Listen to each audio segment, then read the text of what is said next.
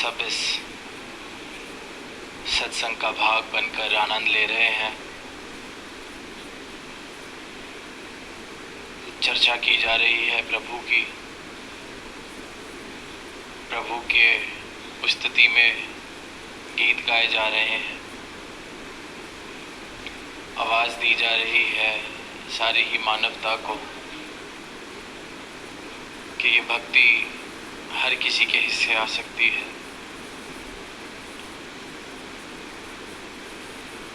और साथ में ये भी कहा जा रहा है कि ये जो प्रभु है, परमात्मा है, ईश्वर है, भगवान है, राम है, अल्लाह है, जिस भी नाम से इसको पुकार लें, जो भी इसको बुला लिया जाए, संतों ने साथ में ये भी कहा कि ये सिर्फ चर्चा का विषय नहीं है, सिर्फ बात करने की बात नहीं है, सिर्फ कहने सुनने की या विचार विमर्श करने का विषय नहीं है। परमात्मा अटल सच्चाई है। ये एक अविनाशी प्रभु सत्य है। और ये कोई सिर्फ किसी किताब की बड़ी पंक्ति नहीं, पर ये ब्रह्म ज्ञान का सारा सार जो हमारे जीवन में आया। हर एक संत यही गवाही दे रहा है कि जो हमारे जीवन में आया सदगुरु की कृपा से, कि जहाँ इसको कहने सुनने तक या चर्चा के विषय तक सीमित रखा हुआ था, परमात्मा को सदगुरु ने कृपा की तो इसके दर्शन हुए, सदगुरु ने कृपा की तो इसका बोध हुआ, सदगुरु ने कृपा की तो ये जो अज्ञानता वाली नज़र थी, ये जो आँखों पर अज्ञानता वाले पर्दे डले हुए थे, वो हट गए। और परमात्मा जैसा है हूबहू वैसा इन आँखों ने दर्शन किया। अब ये जो परमात्मा का यशोगान हो रहा है, इसके दर्शन करते हुए हो रहा है, इसको जानने के बाद किया जा रहा है। ये जो भक्ति की अवस्था है, ये सही मायनों में भक्ति की अवस्था है, क्योंकि इस बात का बोध हो गया कि भक्ति की किसकी जा रही है। तो जो पंक्तियां हैं कि जिसकी भक्ति, जिसकी पूजा, उसका ज्ञान जरूरी है। कहे हर देव के पहले ईश्वर की पहचान जरूरी है। अब पहचान हो गई है, जान लिया है, देख लिया है, तो नाम लेने में आनंद है, क्योंकि नामी की पहचान हो गई है। तो जीवन में आनंद, क्योंकि सत्य है। मेरी बनाई हुई कोई काल्पनिक मान्यता नहीं है जिसको मैंने मान लिया कि ये परमात्मा। पूरे का पूरा संसार जिस परमात्मा में समा रहा है, उस परमात्मा के दर्शन हुए सतगुरु की कृपा से। और संत महात्मा यही आवाज़ दे रहे हैं कि हर एक मानव हकदार है इस परमात्मा के दर्शन करने का। अगर चाहत है, जिज्ञासा है, तो इस परमात्मा को देखा जा सकता है। बस जो अपना पात्र मैंने अपनी मान्यताओं से, अपने विचारों से, अपनी सोच समझ से, अपनी जो ये मुझे शिक्षाएं मेरे समाज ने, मेरे संप्रदाय ने मुझे दी, अगर इनको छोड़ने को मैं तैयार हो जाऊं और सही मायनों में अपने अस्तित्व को जानने की जिज्ञासा हो, चाहत हो, तो एक क्षण नहीं लगता इस परमात्मा को पाने में, इसको जानने में, इसके तत्व रूप से दर्शन करने में। पर अक्सर देखते हैं कि ये जो पहचान, जो मुझे भ्रम हो जाता है कि मैं हूँ, इसी को छोड़ना बहुत मुश्किल हो जाता है। किसी से पूछते हैं आप कौन, तो अक्सर हम जब अपना परिचय देते हैं तो शुरुआत मैं किस धर्म से हूँ, क्या व्यवसाय है मेरा, क्या उपलब्धियां हैं मेरी, कितना मेरे पास धन है, कौन सी जात है। जो भी इंसान को लगता है कि मुझे सामने वाले की नज़र में ऊंचा दिखाएगा, जो मुझे अपने लिए सबसे प्रिय है, जो मेरे जीवन का सबसे प्रिय हिस्सा मुझे लगता है, क्योंकि जिसकी वजह से मेरी पहचान सामने वाले की नज़र में ऊंची हो जाती है, मैं फट से वो बता देता हूँ। जैसे किसी के पास सिर्फ और सिर्फ अपनी जाति का ही अहंकार है, संसार में और कुछ नहीं ज़्यादा किया, ना पढ़ाई की, ना लिखाई की, ना कुछ खास उपलब्धियां प्राप्त कर पाए, तो वो ज़िंदगी भर यही बोलता फिरता है कि मेरी जात सबसे ऊंची। कोई पूछे आप कौन, तो अपनी जात का या अपने इस तरह की कोई बात जो मुझे सबसे ऊंचा दिखाए। किसी को लगता है मेरी पढ़ाई लिखाई, मेरी डिग्रियां मेरे जीवन की सबसे अनमोल उपलब्धि है, कि मैं सामने वाले को अपनी डिग्रियां बताऊंगा तो उसको समझ आ जाएगा कोई मैं हल्का छोटा मोटा इंसान नहीं, तो वो अपनी डिग्री के बारे में बताने लगता है, मैं डॉक्टर, मैं वकील। कोई अपनी उपलब्धि के बारे में बताने लगता है, मैं सांसद, मैं कलेक्टर, मैं आईपीएस। जिसको लगता है कि ये सामने वाले के मन में बता देगी, बिठा देगी बात कि मैं कोई छोटी मोटी हस्ती नहीं हूँ। जिसने धन कमा लिया और उसको लगता है सामने वाले को बस ये बता दिया जाए कि मैं बहुत बड़ा व्यापारी हूँ, तो सामने वाला झुक जाएगा, उसको समझ आ जाएगा कि देखो मैं कितनी पहुंची हुई चीज़। तो इंसान अपनी पहचान इस प्रकार ही बताता है, जो उसे लगता है कि मेरे अहंकार को मजबूती देती है, सामने वाले को झुकने पर मजबूर कर देती है कि तुम बेशक धनवान होगे पर मैं ऊंची जाति का, तुम बेशक बहुत पढ़े लिखे होगे पर मेरा कुल राजाओं महाराजाओं का कुल है। जो भी बात सामने वाले के आगे मुझे ऊंचा दिखा दे, मुझे वो बात प्रिय लगती है, वो पहचान प्रिय लगती है, और उसी पहचान को इंसान पकड़ के बैठा रहता है। पर अब सोच के देखें कि जब कोई बच्चा पैदा होता है तो उस बच्चे की क्या पहचान है, उस बच्चे की क्या पहचान, क्या उसका संप्रदाय, क्या उसका धर्म, क्या उसकी भाषा, क्या उसकी उपलब्धियां, क्या उसकी डिग्रियां। ये सारी पहचान इंसान ने बनाई है, इस समाज ने बनाई है। सदियों सदियों से ये इतनी मजबूत हो चुकी हैं कि आज इतनी पक्की दीवारें बन गई हैं। एक बच्चा जो पैदा होता है, अगर हिंदू के घर पैदा हो गया तो हिंदू बन जाता है, मुसलमान के घर पैदा हो गया तो मुसलमान बन जाता है। पर उसको परमात्मा ने तो कुछ बना के नहीं भेजा, उसकी अपनी तो कोई ऐसी पहचान नहीं। उस बच्चे से कोई पूछ ले कि हिंदू हो, मुसलमान हो, मराठी हो, सिंधी हो, गुजराती हो, उस बच्चे के पास तो सिर्फ उस एक मासूमियत भरी हंसी के अलावा कोई जवाब ही नहीं।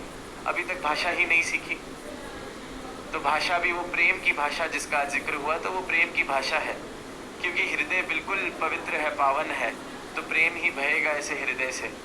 तभी अक्सर वो पंक्तियां बोल तो देते हैं कि बच्चे तो परमात्मा का रूप होते हैं, क्योंकि अभी उन पर संस्कार इस समाज ने चढ़ाए नहीं, उस पर अपनी पहचानें थोपी नहीं, उस पर ये मान्यताएं थोपी नहीं गई। जैसा का जैसा शुद्ध परमात्मा ने बना के भेजा, अभी मन पर कोई विकार चढ़े नहीं। और सोच के देखें कि कोई बच्चा है, पैदा मराठी के घर हुआ, पर उसको गोद कोई सिंधी परिवार ले ले, तो 20 साल बाद उस बच्चे से पूछा जाएगा तो कहेगा मैं सिंधी हूँ, मेरी भाषा सिंधी भाषा है। तो ये सारी पहचानें जो इंसान बताता है, ये सब हमारी अपनी बनाई गई है। बेशक सदियों पुरानी हो चुकी हैं, तो लगता है कि यही पहचान सब कुछ है। अगर मैं किसी जात का, किसी कुल में पैदा हो गया तो यही कुल, अब इस कुल की रक्षा करना, इसका मान रखना मेरा काम है। ये इंसान नहीं समझ पाता कि अपनी बनाई हुई पहचानें, अपनी बनाए हुए भ्रम, अपनी बनाई हुई चढ़ाई हुई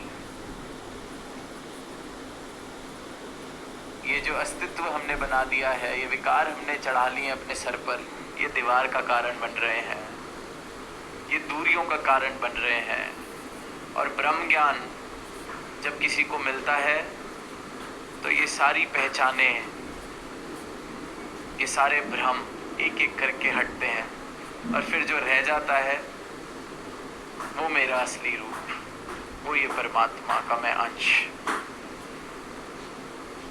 परमात्मा सिर्फ और सिर्फ परमात्मा के साथ एकमिक वो भक्त हुए हैं जिन्होंने ये सारी पहचानों से नाता तोड़ दिया, इन सारे भ्रमों से निजात पा ली, समझ गए कि परमात्मा का अंश जो मुझ में बस रहा है वो ना सिंधी है, ना मराठी है, ना गुजराती है, ना उसकी कोई जात है, ना उसकी कोई रंग नस्ल है, ना कोई उसका मज़हब है, ना कोई उसका संप्रदाय है। ये तो इंसान ने यहाँ एक खेल बना लिया है जिस खेल में हम सब फंस जाते हैं। और जिसने आँख खोल कर इस खेल को देख लिया, सदगुरु ने जिसको ज्ञान चक्षु दे दिए, फिर वो इस खेल में रहते रहते भी इस खेल को खेल की तरह देख लेता है। रह संसार में रहा है पर दीवारें गिर जाती हैं, सीमित नहीं रहता ऐसा इंसान, सारी सीमाएं खत्म हो जाती हैं। धर्म, मज़हब, जात, कुल, रंग, नस्ल, भाषा, ये फिर दूरियों के कारण नहीं बनते। ये तो एक जैसे भिन्न भिन्न रंग के फूल एक बगीचे को सजा देते हैं, फिर ये नज़र सजावट की तरह देखती है कि बेशक मुबारक है, कोई सिंधी बोल रहा है, कोई गुजराती बोल रहा है, कोई मराठी बोल रहा है, कोई हिंदी बोल रहा है, बहुत मुबारक है, कितना सुंदर ये संसार बन रहा है, पर मूल रूप से हम एक हैं, हम सब एक हैं। आपकी मेरी जो ज़ात है वो ये परमात्मा वाली ज़ात है, क्योंकि इस परमात्मा का अंश हम सब में बस रहा है। बाकी जो ये जात पात नफ़रत के कारण बन गए हैं, इनको छोड़ दिया जाए, क्योंकि ये बेकार है और ये बेकार है, क्योंकि ये परमात्मा ने हमें नहीं दिए। हमारा मूल रूप ये नहीं, हमारी पहचान ये नहीं। कोई पूछे कि कौन हो तो ये जाति मेरा जवाब ना हो, ये सिंधी गुजराती मेरा जवाब ना हो। इंसान बना के भेजा गया है, और हर इंसान को इंसान तो बना के भेजा है, साथ में ये क्षमता, साथ में ये अवसर दिया है कि इस इंसान के शरीर में रहते रहते इस परमात्मा को प्राप्त करके इंसान से एकमिक हो जाए इस परमात्मा के साथ। बूंद बना के भेजा है और सागर बनने का अवसर सबको मिला है। आज सागर में है तो हर बूंद सागर बन सकती है। हर इंसान इस परमात्मा को प्राप्त करके परमात्मा से एकमिक हो सकता है। इंसान बना के भेजा है, और अगर हम अपनी इंसानियत ही छोड़ दें, भूल जाएं, अपनी सही पहचान ही ना पता चले, तो फिर इस परमात्मा से एकमिक कैसे हुआ जाएगा। खुद को अगर इन पहचानों में ही सीमित कर लिया तो अपनी पहचान ही नहीं देख पाएंगे। इन पहचानों को, इन झूठी पहचानों को छोड़ना पड़ेगा, तभी अपनी सही पहचान मिल सकती है। इस परमात्मा के दर्शन करके, इस परमात्मा की भक्ति करते हुए इस परमात्मा से एकमिक होना है, इसे ही मुक्ति कहा गया है। और हर भक्त ने, जिसने इस परमात्मा को पाया है, वो मुक्ति का हकदार है, क्योंकि फिर परमात्मा के साथ ही उसने अपना रिश्ता निभाया है।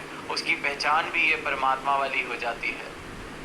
तो ये अवसर है, पहले तो पहचाने कि ये हस्तियाँ जो हमने बना रखी हैं ये सब मिथ्या है, झूठ है, झूठी पहचाने हैं, झूठी शाने हैं।